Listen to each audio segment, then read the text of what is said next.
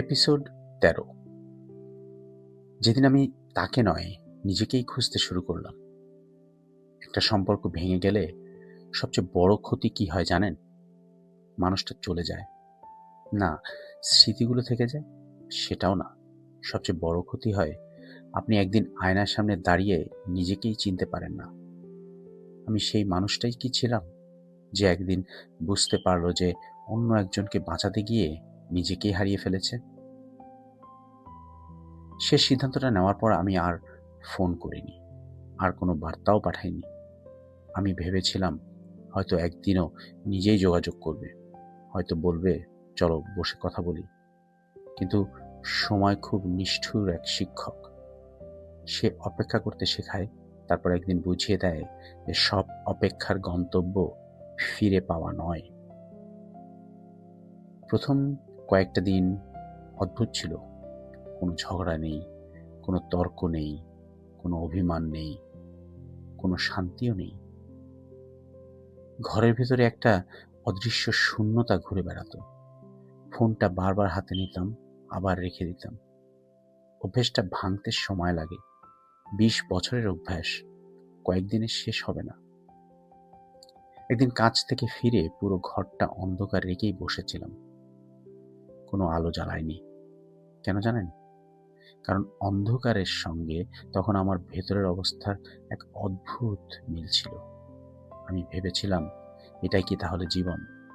এত বছর পর আমি আবার একা। আমি কি তাহলে হেরে গেলাম? ঠিক সেই রাতেই একটি উপলব্ধি হলো। আমি নিজেকে প্রশ্ন করলাম যে আমি কি সত্যি হেরে গেছি? উত্তরটা ছিল না। একটা সম্পর্ক শেষ হয়েছে, কিন্তু আমার জীবন তো শেষ হয়নি। আমি এখনো শ্বাস নিচ্ছি, আমি এখনো কাজ করছি, আমি এখনো স্বপ্ন দেখতে পারি। তাহলে আমি কেন নিজের জীবনকে এভাবে শাস্তি দেব? এটা একটি সিদ্ধান্ত শুধু ছিল না। সেদিন রাতেই আমি ডায়েরিটি খুললাম। অনেক দিন পরে প্রথম লাইনটি লিখলাম যে আজ থেকে আমি আবার নিজেকে তৈরি করব। কাউকে দেখানোর জন্য নয়, কাউকে ভুল প্রমাণ করবার জন্যও নয়, নিজের জন্য, শুধুই নিজের জন্য। আমি একটি নতুন রুটিনে অভ্যস্ত হব। আর তাই পরদিন খুব ভোরে উঠে হাঁটতে বের হলাম। অনেক দিন পরে সূর্যোদয় দেখলাম। হঠাৎ মনে হলো প্রকৃতি তো থেমে নেই।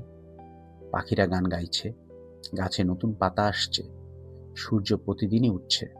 শুধু আমি কেন অতীতের এক দরজার সামনে দাঁড়িয়ে থাকব? জিমে ভর্তি হলাম।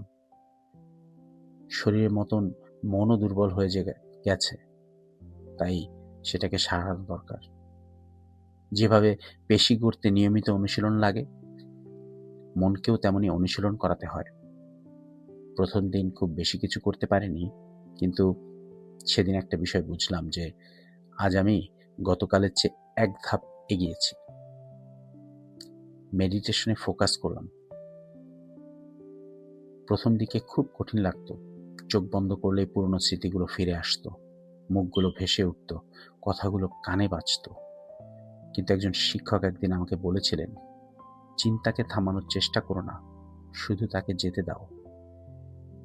যেদিন প্রথম বুঝলাম যে মনের যুদ্ধ জোর করে জেতা যায় না, তাকে বুঝতে হয়, সেদিন থেকে আমার এক নতুন শুরু। আমি লেখালেখিও শুরু করলাম।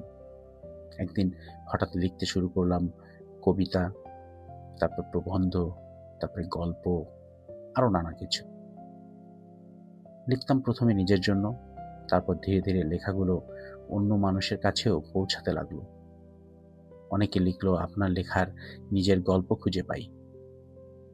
অনেকে লিখলো আপনি যেন আমার জীবনের গল্পটাই বলছেন। আমি অবাক হয়ে গেলাম।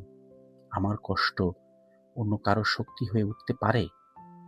সেদিন মনে হলো হয়তো কষ্ট কখনো কখনো বৃথা যায় না, যদি তাকে একটি সুন্দর ভাষা দেয়া যায়। একটি বৈজ্ঞানিক সত্য যে মনোবিজ্ঞানে আমাদের একটি ধারণা রয়েছে যে পোস্ট ট্রমাটিক গ্রোথ এর অর্থ জীবনে বড় ধাক্কার পরেও অনেক মানুষ শুধু আগের অবস্থায় ফিরে আসে না, বরং আগের চেয়ে আরো গভীর, আরো পরিণত, আরো সচেতন মানুষ হয়ে ওঠে। তারা ব্যথা ভুলে যায় না, কিন্তু ব্যথাকে জীবনের শিক্ষক বানিয়ে ফেলে। আমি তখন ধীরে ধীরে সেই পথেই হাঁটছিলাম। নিজেকে আয়নার সামনে একদিন সকালে দাড়ি কাটতে কাটতে আয়নায় নিজেকে দেখলাম। অনেকদিন পর নিজের চোখে একটা পরিবর্তন দেখলাম। কষ্টটা তখনও ছিল, কিন্তু অসহায়ত্বটা আর ছিল না। আমি নিজেকে বললাম, তুমি বেঁচে গেছো। এই বাক্যটা খুব ছোট, কিন্তু আমার জন্য এটাই ছিল জীবনের এক নতুন শুরু। আর যদি কেউ আমাকে জিজ্ঞেস করে বিচ্ছেদের পর প্রথম কি করতে হবে, আমি বলবো, নতুন সম্পর্ক খুঁজতে নয়, প্রথমে নিজেকে খুঁজতে হবে। কারণ ভাঙা মানুষ আরেকটি সম্পর্কে গেলে সে ভালোবাসার চেয়ে ভয় বেশি নিয়ে যাবে, কিন্তু সুস্থ হয়ে গেলে সে ভালোবাসাকে আর আঁকড়ে ধরবে না, সে ভালোবাসাকে সম্মান করতে শিখবে। সেই দিনটার পর থেকে আমি ধীরে ধীরে বদলাতে শুরু করলাম।